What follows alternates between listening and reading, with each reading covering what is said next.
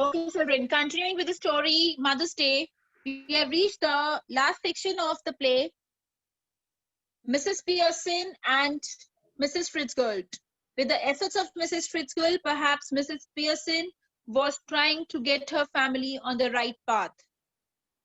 With the interchange personality, Mrs. Pearson was Mrs. Fitzgerald, who is outwardly Mrs. Pearson. She was very strict and very stern with all the family members, Cyril, Joris, and Mr. Pearson. In a way, she insulted all of them. She was rude with them, and she tried to teach them a lesson. Right? Now we are at the last section of the play. We are at the last section of the play where the personalities have now been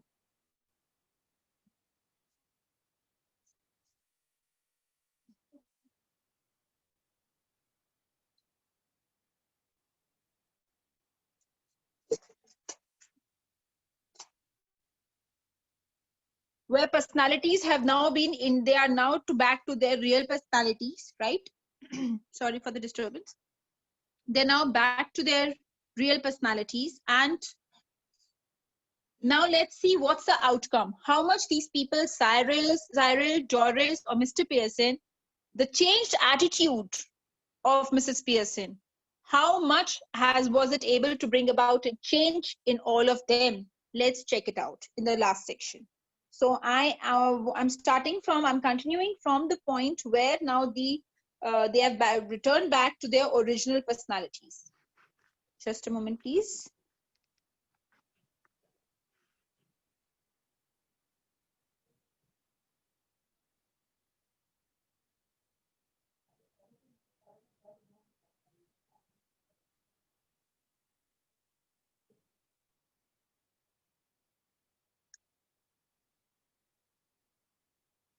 Okay, here it is. We are here on page number 50. Mrs. Pearson and Mrs. Fitzgerald stare at each other, muttering exactly as before. Arshita dam, Arshita Arshita lam damadam. They carry out the same action as before, going lax and then coming to life. By this time, of course, they become their proper personalities. So Mrs. Fitzgerald, Ankita, you read out Mrs. Fitzgerald's part, and I'll continue with Mrs. Pearson's part. Then we'll continue with others also. Ankita, please start. Okay, ma'am. Well, I enjoyed that. I didn't. Well, you ought to have done. Now listen. Mrs. Pearson, don't go soft on M again, else it will all have been wasted. I try not to, Mrs. Fitzgerald. They have not had as long as I like to have given. Another hour or two rough treatment might have made it certain. I'm sure they'll do better now, though I don't know how I'm going to explain. Don't you start any explaining or apologizing. You are done for.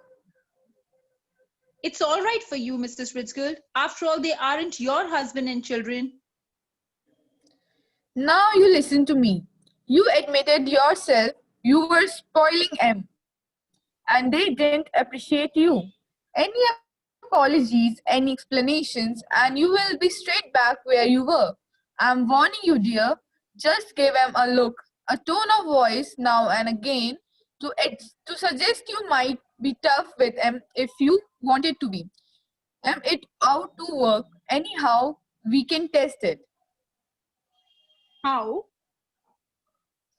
Well, what is it you would like to do that they don't do? Stop at home for once. Yes, and give me a hand with supper. Anything you like them to do that you enjoy whether they do or not. Well, yes, I like a nice game of rummy. But of course, I hardly ever have one, except Christmas. That'll do then. But remember, keep firm, or you had it. You can come in now. But remember, a firm hand. Okay, now in this piece of conversation, we find Mrs. Fritzger giving instructions to Mrs. Pearson that I have tried my best. I have tried to put your family members on the right path, but you have to continue being stern with them. If you make up any kind of apologies, or if you start giving any kind of explanation, then all whatever efforts have been put in, now all of them all are going to be spoiled. So she's giving instructions that do not be soft with them, and please maintain this kind of a behavior so that they understand, they realize what problem, what difficulties you are facing. Then she asks that maybe you can tell them what you want to do. So she questions Mrs. Pearson, what you want. She says, I want some kind of help from them during the supper time. And I love to play rummy, but I hardly get time to play that. It's just on Christmas we play. So Mrs. Fritzger here is telling that you call what you wish. You should try to give them the instructions that you need to do all these things also, that they should take care of your feelings, your wishes, and your desires too, right? So let's continue. Now we want George, Doris, and Cyril filing through the doorway, looking apprehensively at Mrs. Pearson. Now three of them, they were actually waiting because Mrs. Fritzger had asked them that she wants to talk to her in person, and only she can set her right, only she can set Mrs. Pearson right. They wanted to be alone so that they can get back to their original personalities. And now three of them were waiting apprehensively outside. Now they entering through the doorway, and I'm just off to let you enjoy yourself. So the family looks anxiously at Mrs. Pearson, who smiles, much relieved. They smile back at her. So Mrs. Pearson smile at her family members, and they too smile at back because they were apprehensive now how she's going to behave. Now what next? So let's check it out. Now I want one Doris, Mrs. Pearson. Mrs. Fitzgerald's part is very less. So I will be reading Mrs. Fitzgerald part, and rest I want Doris, Cyril, George, maybe I'll read it. Okay, Saksham and Ankita, please start. Ankita, you are Mrs. Pearson now. And I'm Doris. Okay, you Okay, be ma'am. Doris. When whatever is left, I'll read out that. Okay, So ma'am. let's continue. Doris. Yes, mother. Seeing that you don't want to go out, I tell you what I thought we would do. Remember.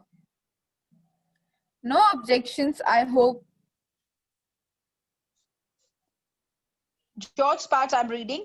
No, mother, whatever you say. I thought we have a nice family game of rummy, and then you children could get the supper ready while I have a talk with your father. Suits me. What about you two? I'm reading Cyril part. Yes, that's all right. And I'm reading Doris part. Well, Good, speak up. oh, I think it would be lovely. Goodbye, Mrs. Fritzgerald. Come again soon. Yes, dear. Good night, all. Have a nice time. Now, Mrs. Fritzgerald exits left, and the family cluster around mother as the curtain falls. So, at the end, what we realize that what we find here is that Mrs. Pearson, she simply tells the family, talking to Doris, Doris, you don't seem to going out. She says, no, I'm not going out. So, okay, then it's good. You please get this, go and prepare the supper today. While meanwhile, I'll have a talk with your father, Mr. George. So everybody is happy with that, and they have dropped all their plans, and they have decided to do as per mom's wishes, right? So somewhere the strict attitude, the stern behavior has put them on the right path. They themselves did never realize their duties towards their mom. They were not bothered about her wishes. They were her least concerned about what she wanted. But here now we find that because of that rude behavior, because of the attitude which Mrs. Fitzgerald interchanged personality with Mrs. Pearson, the kind of attitude which she has shown towards her family, that attitude, through that attitude, she was able to bring a big transformation in all the family members. So that was the good part. So here we end the play. Now, see, generally there is a question related to, is the title Mother's Day justified?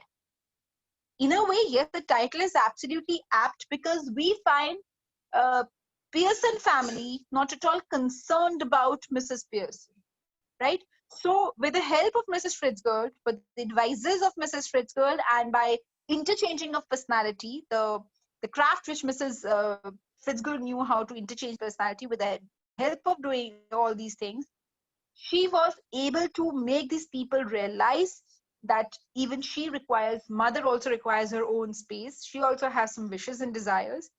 She's just not a materialistic thing where you can uh, to upon whom you can burden upon about on yourself completely upon her, just giving her the instructions and making her doing throughout the day she's working for you, and then not valuing her efforts at all.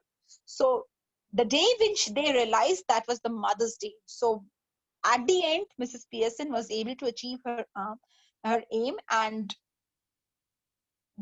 she made her day as Mother's Day, because the children and the family, the husband, realized what they were doing with her and what they should actually do, what were their responsibilities towards the homemaker of the house, Mrs. Pierce. Right. So here we end the chapter. We can stop here, section.